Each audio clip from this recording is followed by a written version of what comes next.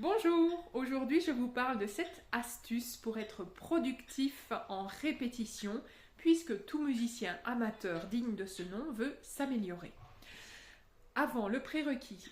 Pour les chanteurs dans vos groupes, les leads vocaux, les choristes, prévoyez de l'eau tiède et de l'eau tempérée pour les musiciens. À la maison, travaillez au métronome, exclusivement au métronome avant de vouloir avancer dans des défis.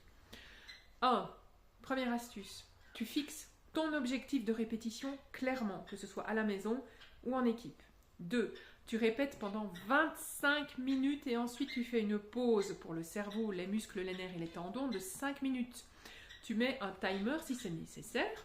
Ça s'appelle la méthode Pomodoro.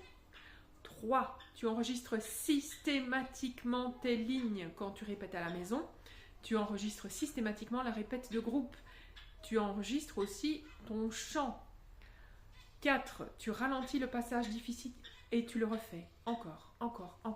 Tu accéléreras petit à petit et ça te permettra de développer tes compétences. Si c'est à l'instrument et qu'il y a une ligne qui te pose problème, une phrase qui est difficile, fais-la mesure par mesure, petit à petit, et ensuite tu regroupes. 5. Il faut penser à l'échauffement vocal.